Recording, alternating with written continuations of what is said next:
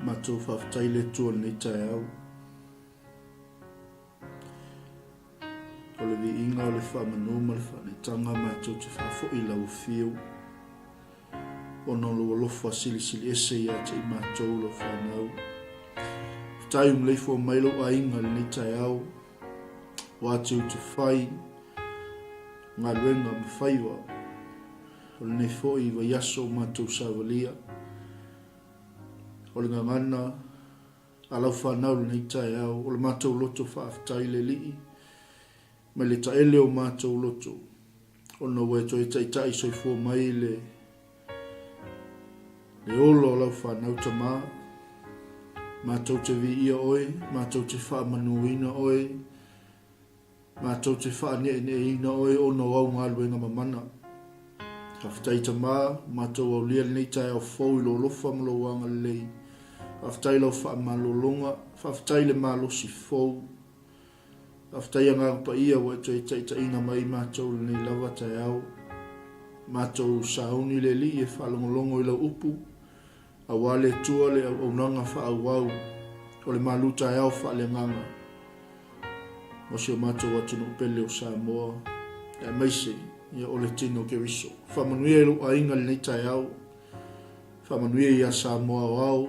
Fata fia. E maise le li e. Ia o tiute mawhaiwa le nei aso. Ia ilo wanga le lei ta mai tono mota malawa. Tono fale whainga luenga e maise foi. Le ngai e toa I o whanau I tono fale a onga. Pui pui au malu I mātou I o lava a o lofa lo mātou o tua. Haftai ta mai lau wha o le tanga wa umona I tapene ina mo I mātou. Ona o Yesu ke riso lo mātou li I ma le whaola. Amene ma amene. Ia e toi whatalo whātou tātou a inga li nei fo I tai au fau. Le lofa silsili ese o lo tātou tua. I on whai fo on tātou toi au lia mai le nei aso fau.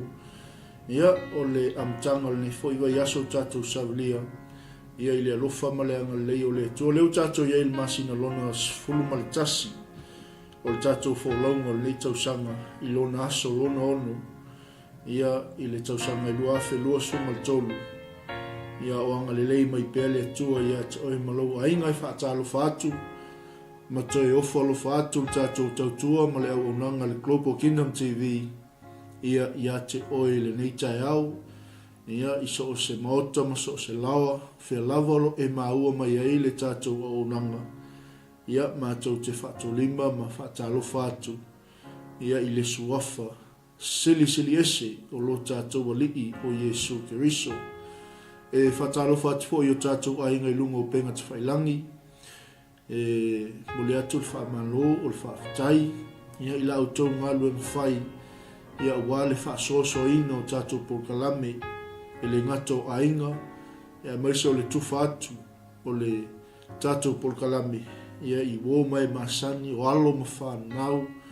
Ina I o lato maua le upua le tua. Ia e whatalo whatu fo I tātou a inga I leo mafuta mai fo I nei tai au, ma lo le soifua manuia, ma lo fo I le usu le nei tai au, ia vi ia la le atua, ia ona olona wha maoni. E manatu ia o le nasa tātou iai fo I le lava yaso, e ma eu le alofa o lo tātou atua, leo tātou iai le amtanga o le nei fo I vai aso fou, a o tu maupea lo na anga le leia te I tātou u malava, ia e avatu la wha maloma, wha aftai nei tai au, le au whainga luenga tofia le tua, I so se whata whaitaulanga e thia, whai on tātou lau lua sila whai lunga o peaunga ngalu ea nei whaitaimi. Ia, e masi whai lunga o tātou YouTube channel, o tātou website, ia ma lunga o tātou I tu lau o luanga e toi tātou tautua I aso taitasi. Whatalo whatu I le au wholofola, o le au ngalu lue, o le tino ke riso, o whea lava lo e tūtua fiai, Talofa lava. Nau e sila mai lunga tātou screen, ia le tātou au tu e pei o nei ai, o le atua Pule Aoao. A sovereign God, o le tātou maluta e au whaleanganga mo I tātou le nei aso. Whai ona sosoni ina I tātou,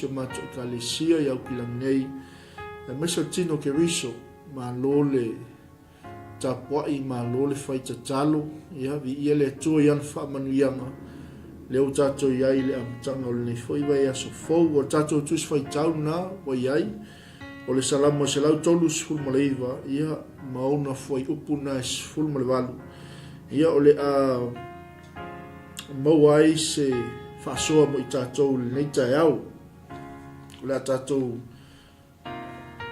whaafonga i le upu a le atua le nei 𝚘𝚑𝚘𝚑 Io vai ua esu e mai a te au ua esi la fia lava o e lava ua esi la fia lo unofo i lalo ma lo utula i lunga ua esi la fia ma mau mai o uma natu natu ua esu e lo usavali ma lo uta oto ua e masani lava ma o ua la uma a o lea i lava se upu i lo umutu whaauta io vai ua e si la fia uma lava ua e si o mai i ulu tua a toa ma o uluma ua e whae e mai fo'i lau a ao i lunga i a te au o le poto lea e sili o na whaingata i a te au ua maua lunga o te le mawhaia o te alu e i whea ai lau anganga o te sola i whea ai o luma a whai o te alua e le langi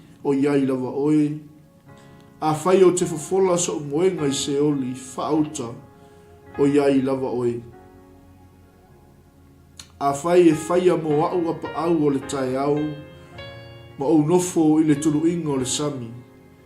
E tai mai a tiao i le lava mea e lou au, e ta ofi mai foi ia tiao lou au tau matau.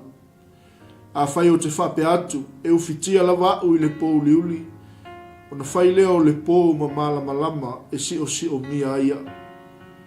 A wao le pō liuli e le pō liuli lava lea ia te oe. E malama le pō pei o le au. E tusa lava ia te oe le pō liuli ma le malama.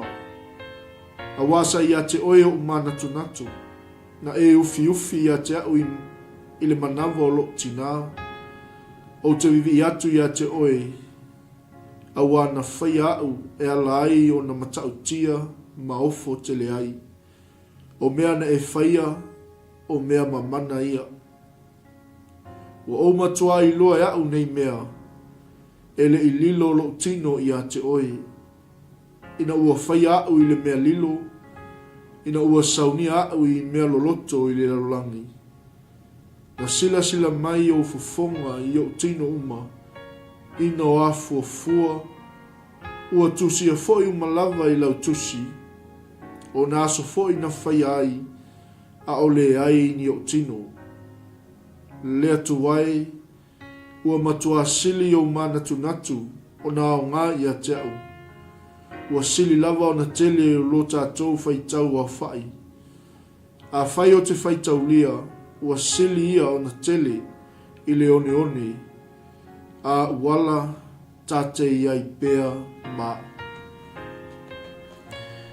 Ia whamanuia mai le atua i le whaitawina o lana fionga pa ia i le nei fo itai au fou. Ma na wātu lana upu mo o i le nei tai au. O le manatu au tū mo i tātou le nei tai au. Ia a vea le atua Pule Aoao ma o ngā tonu o tātou manatu ma wha moi. Ia avea le atua pule 𝚗𝚗 ma o ngā tutonu o tātou manatu ma wha moi moi. Let a sovereign God be the center of our focus and hope. O le atua pule 𝚗𝚗, a sovereign God. Manatu o le toi pō se lilo i tūlanga o tūla i mai, i le lalolangi nei o na pō. Le whewā tauai o tangata, nuu ma atu nuu. E maise o mafue o lolonga. Whaamai, e le ngata i lea, ia o le tele ma le anu anua i o mea o lo whetule ni mai, ia o lo whai ma lui tau, o lo tātou sāwalinga, i le wholaunga o le whaatotua o lo tātou whola wai. E peua avene i mea ma o ngā tutonu i manatu, ma tala noanga, a tangata i taimi uma, maso uma, o la tātou wholaunga. Alfesili, o whea ea le atua pule 𝚗𝚗. Au ia tala noanga ma manatu ua au mai ei le whewhe, ua au mai ei le popole, ua au mai ei le atu wale, ua au mai ei le mautonu, ua au mai ei le loto vai, le whememe ai, ua au mai ei le whaaloto loto lua, ua au mai ai le fia i loto tangata ma ua le fia ola i fo inisi i le nei o langa. A alfisili, o whea ea le atua pule 𝚗𝚗. Where is our sovereign God? O le manatu au tū e peo na wholosia mo i tātou nei tae au. Ina ia mawhai o na toe tai, ina ima whai o na toi taulai la tātou wa ai o tātou manatu o tātou whaatuatuanga i le atua pule 𝚗𝚗. A whai la ua iai oe ia tūlanga ma maua ia langona. Lea la se fō o whea maua ai se fō ai o lea fō i se whi au wha malosi a le tala le lei mo i tā ua. O le nā ia te oe le tali. O le nā ia te oe le tōwha ma mau. O le nā ia te oe le utanga. O le nā ia te oe le tōwha loto ma le whina ngalo pa ia o le tua. Ina ia mawhai o na aua ne ia o mai le whewhe ia te i tātou. Ina ia mawhai o na aua ne ia o mai le popole ia te i tātou. A ia o tātou a vea pea le atua pule 𝚗𝚗. Le atua 𝚟𝚒𝚙𝚢𝚑. Ma o ngā totonu le mū o tātou mānatu natunga. Ma o tātou talanoanga. Ma o tātou fuafuanga ma wha moenga. I aso uma o tātou wholaunga. I a vea le atua pule 𝚗𝚗. E tafi e se ai le mautonu. Le loto wha vai. Le loto wha noa. Le loto wha loto lua. Le loto ma salo. Le loto le talitonu. Awa o ia o le atua pule 𝚗𝚗. E le o wha mai le tali o tātou wha whitauli. E le o mea o tutupu mai nei vai tau. Ngase o malo. O taua mamisa le tali o tātou whawhitauli. E maise o le whewā tauai o tangata. A o le atua pule 𝚗𝚗. Ni ia le atua ni tai au. Pe o tātou whaitauina. Lana fionga pa ia mo i tātou. O i o lo au mai e a te i tātou se toi whawhangu. Se toi whamanatu. E whaai loa ai matuina i o tātou loto. O le atua lava e pule 𝚗𝚗. Mai la fionga pa ia le atua whauta i o vai. A o le aise upu i lo mutu. Ua e sila fia mea uma lava. Ua e sila fia lava. Ua e sila fia wala uma. Ua e sila fia lo nofo i lalo ma lo tula i lunga. Ua e su e mai lo savali ma lo ta oto. Ua e si o mai o tua ma o uluma. O le atua e nate sila fia mea uma. He knows all things. O le atua nate malama. O le atua e poto. O le atua e ata mai. E nate sila fia o tātou tangata. E nate sila fia o tātou tūlanga. E nate sila fia o tātou vaivainga. Ma lo tātou le ato toa. Alleluia. O le vaenga mua o tātou whaasoa le nitai au. O le atua nate sila fia mea uma.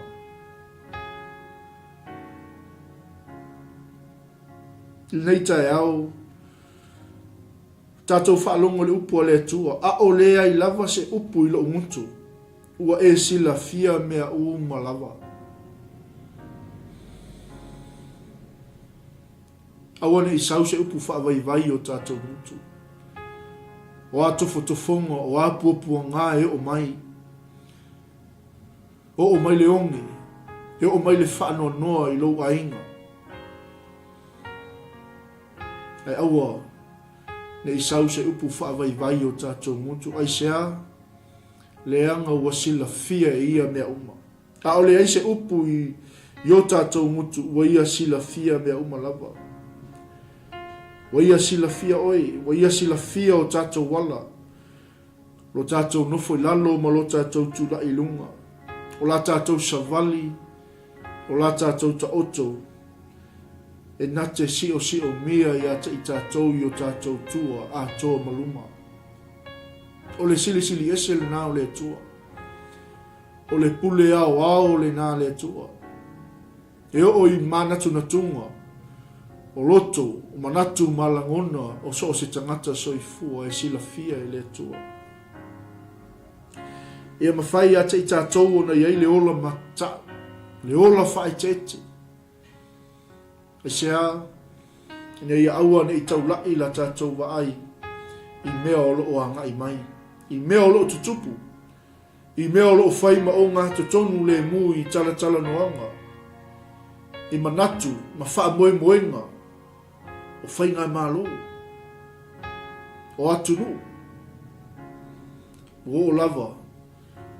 I tangata soifua taito tasi. Ua tauau. Ina mau atu. Ua tauau ina lilo atu. Ni taulai I le atua pule Aoao. Vi ia le atua. O le atua nate sila fia mea uma. O le atua nate iai mea uma. Mai le upo le atua sa tatou whaitauina. O te alu I whea ai lo wanganga. O te sola I whea ai o luma. A whai o te alua ai le langi o iai lava oe. A whai o te fofola so moenga I se oli. Whaauta o iai lava oe. A whai e whai a mo aua pa au o le tai au ma o nofo I tulu inga o le sami. E tai a te au I le lava mea e lou a au. E ta ofi mai fo I a te au I lou a au tau matau. E le mawhai o no tātou sola mai. I le atua pule Aoao. O te alu I whea ai loa nganga. O te sola I whea ai o luma. E Aoao le pule le atua. O le whina ngalo leo le atua mo I tātou ni tai au. Ia a vea le atua pule Aoao. Ma o ngā tonu le mu. O tātou wha moe. Ai sea, e le mawhai, o no tātou la lafi lumo sila whanga le atua. E le mawhai o no tātou sosola ese, mai le atua. E le mawhai, o no tātou la lafi lumo le sila whanga le atua. Whai o te alua le langi o iai lava oe, a whai o te fufola so moenga I se oli, whaauta o iai lava oe. O le matautia na o le atua. O le atua iai mea uma. O le atua iai a te oi lo pupu ngā. O le atua iai a te oi le teimi o le toftofonga. O le atua iai a te oi le teimi o le whaanoa noanga. O le atua iai a te oi le teimi o toi le onge I a te oi malu ainga. O le atua iai a te oi teimi o whawhita ui. Teimi o whainga tā. Teimi o pupu ngā. E sila fia e le atua mea uma. E iai o ia I mea uma lava. A whai e whaia mo au apa au o le tae au ma unofo I le tulu inga o le sami. E tai a te au I lea lava mea e lou a au. E ta ofi mai fo I a te au I lou a au tau matau. Aleluia. O le atua na te taitaina I tātou. O le atua na te wha ato atoa ina I tātou. O le atua na te au maia le ono sai a te I tātou. O le atua na te au maia le wha pale pale I a te I tātou. O le atua na te wha aloto tele ina I tātou. O le atua na te wha atoa ina I tātou. O le a lava le ne mea o mai lo tātou savalinga. Ti ngā o pōpua ngā.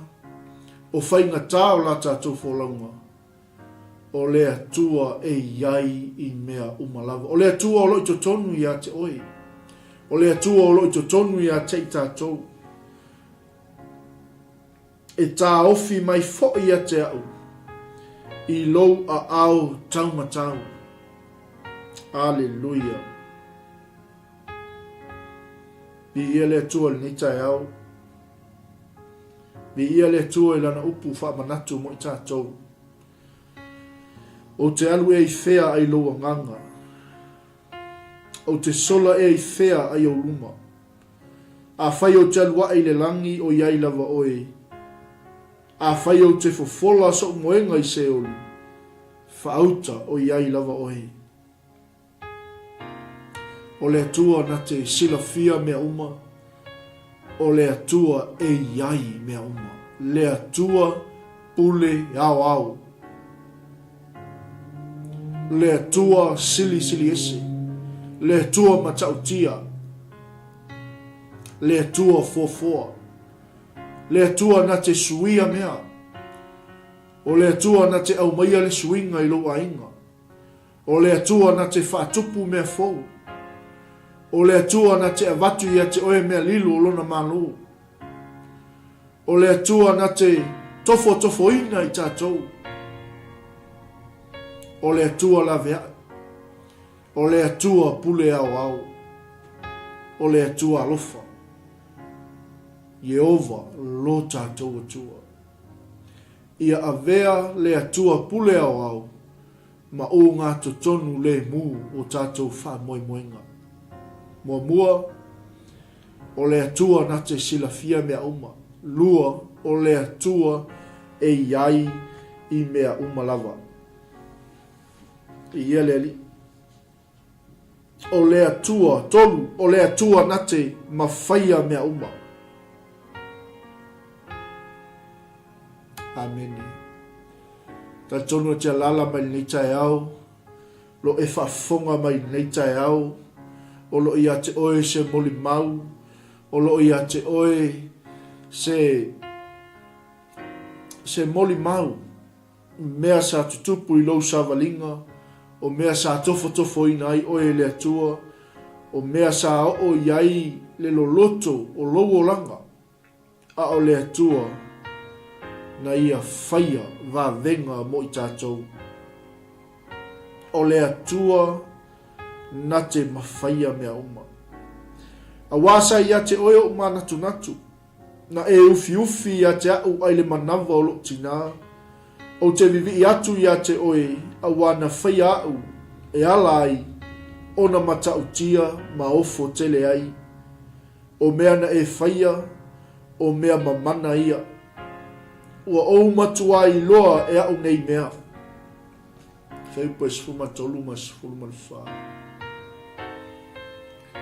O le atua na te mawhaia mea uma. O ia na ufi ufi a te oe au e iai le manawa o loutina. What a powerful God. What a mighty God. He knows everything. He's everywhere. And He is able to do mighty things for you and your family. O le atua na te silafia mea uma. O le atua e iai mea uma. O le atua na te mawhaia mea uma. E le o lo tae au ni tae au. E le o le tae au ni na atofa e le atua mo oi. Le ase mea o lo e koufrua ni nei tau o lau savalinga ma lau fo launga whale nganga. Whaimele upua le atua. O le atua na te silafia. O le atua e iai mea uma. O le atua na te mawhaia mea uma. Nai to tonu ia te oi. Le atua pule Aoao. Awasa ia te oi o mana tunatu. Na e ufi ufi ia te au ele manawa o lo tina. O le atua matautia lea. O le atua sili sili ese lea. O te vivi atu ia te oi awana whaia au. E ala ai. Ona matautia ma ofo tele ai. O mea na e whaia. O mea mamana ia. Wa o matua I loa ya o nei mea. See, you have a potential in you. There is so much potential in you. Le matautia o le atua. Le value na whaia I o e le atua. Le tāua. Na whaia I tātou e le atua. O tātou o tangata tāua. Hallelujah. Lo ainga le nei tae au. Ia avea le atua pule Aoao. Ma o ngā tutonu. O ho tātou wha moi moenga. Hallelujah. O le atua na te silafia mea uma. O le atua na te mawhaia mea uma. O le atua e iai mea uma. O whisili mo tātou ni tāoi whai o le tātou spiritual breakfast ili nei fo I tai au. O ili nei whai ma o ngā totonu.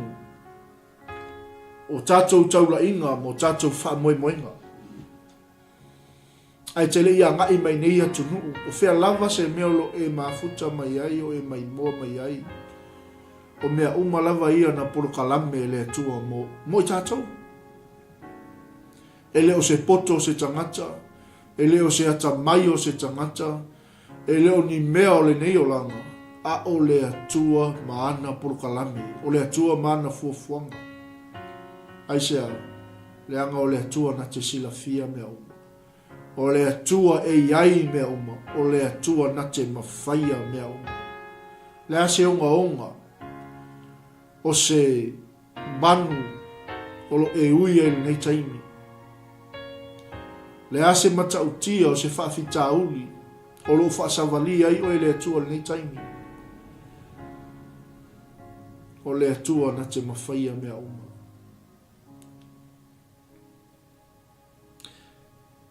A vea ke riso le atua pule Aoao e whai ma o ngā totonu o tātou manatu ma o tātou wha moe moenga. Le ke riso sa whai le atua ta mā ma o ngā totonu I lona wha moe moe. A o ia ui ti ngā mapua ngā I le tapena ina o lata wha o la tanga. O ia na au mai le whaatai muanga mo I tātou. O ia na au mai le whaatai ta inga mo I tātou.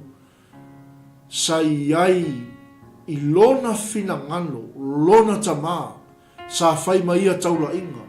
Sa whai mai a wha moe moenga. A o iai o ia le tapena ina o le wha o la tanga mo I tātou. Yo ainga ni tae au. Mai na ono sai o ia. Na whaatau waa ia te ia le mā. Ona olona alofa.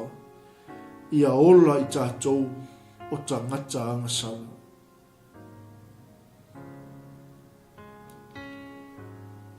Te whamalosi atu oli ni tae au. Le upa ia ma leo whaatotua.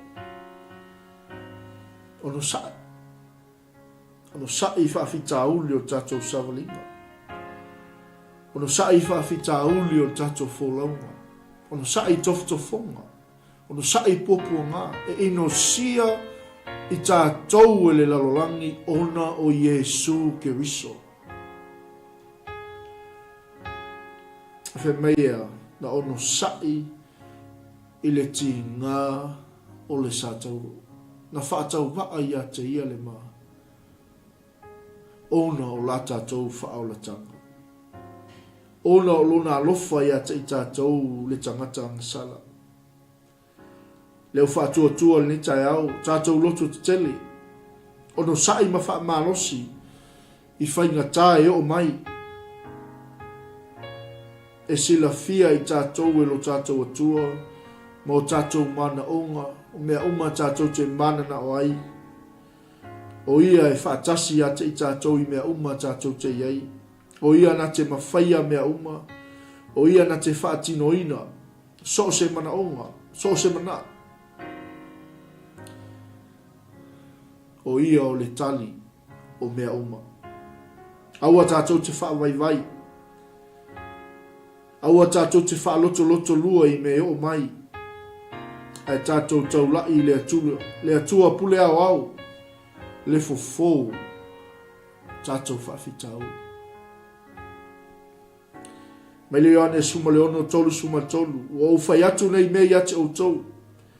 Na ia o tau maua le manuia i ate au. E maua fo i o tau e le puapua ngai le laulangi. A ia o tau loto te tele. Ua o manu malo i le laulangi. Ua uma ona fola mai e Keriso.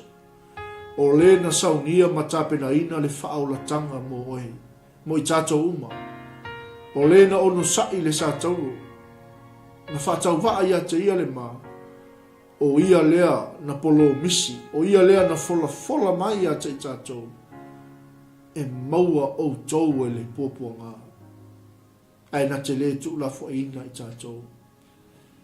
Sa moa le nei tae au. Ala maia. Ia o ngā tonu le atua pule Aoao. Ia tātou talanoanga. Ia tātou mānatu na tunga. Ia tātou filifilinga. Ia tātou taupulenga. Ia tātou fuafuanga. Ia tātou pulkalame. Aisea, o le atua na te silafia mea uma. O le atua e iai mea uma. O le atua na te mawhaia mea uma. Ta mali nei tae au. O mātou whaftai tele le li, o mātou whaitau, o mātou langona le li, lou talanoa mai, lou whetalai mai mo i mātou nei tae au. E vai tangata. Leise vave, leise poto le li i mātou te talai nai au a fionga mamana. Whaftai a nganga ia, e te whangana ina i mātou, e te sue i mātou i o mātou loto. E mwhaile li, o na mātou sava vali i o wala, ma mea e te whina ngalo ai. O lau ta talo le nita e au, se e whamanuia e lupa inga le tua. Whamanuia le au pa ia ma lau whaatua tua, le tino Keriso.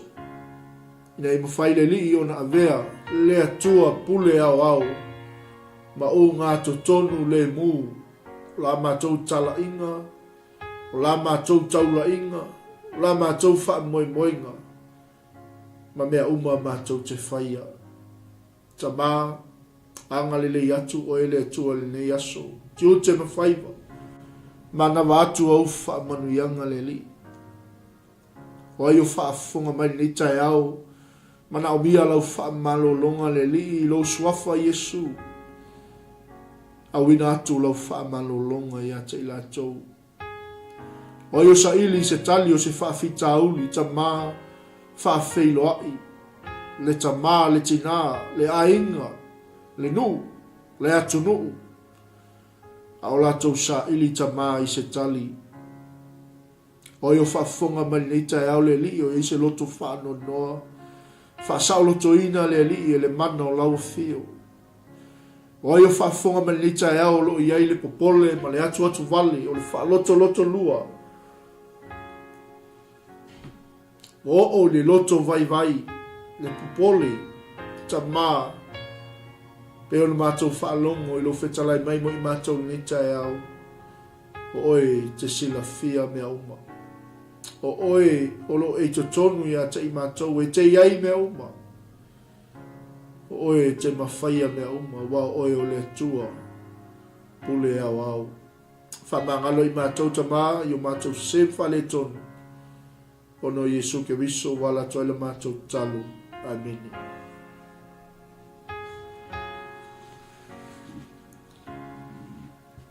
Ia, e whaftai atu tatou ainga ni tai au, ia, o tatou malu tai au whale nganga na mo tatou ni tai au.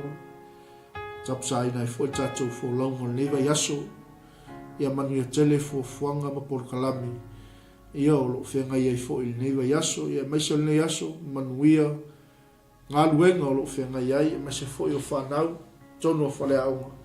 Ia i le anga le lei o le atua, aua ni ngalo ia te oe, o le atua e Pule Aoao. O le atua e 𝚟𝚒𝚍𝚎𝚘 mea uma.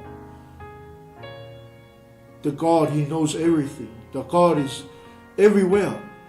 And the God is able. Ta pena mele o auna le atua, ia, mo le soina o le tatou tautua, mo le aunanga le nita e au, ia whamanuia le atua, ia te oi Samoa, manuia, ia so se tiute ma so se whaiwa le nei aso. Ia ile anga le lei o le atua, ia, ma ia te ngei, Mikaele Bureta, ma tau te alofa tele mo utau, staimi ia, to ai tau no mai le 𝚜𝚑𝚙𝚎𝚘, ia, ma le whatua, ta mai Benjamin Williams, ma le tina ia Simotu, ia e tusa i fo i ma fuafuanga le nei aso, ia e munu ia tele, ia whaiwa le nei aso ono Yesu. Amen.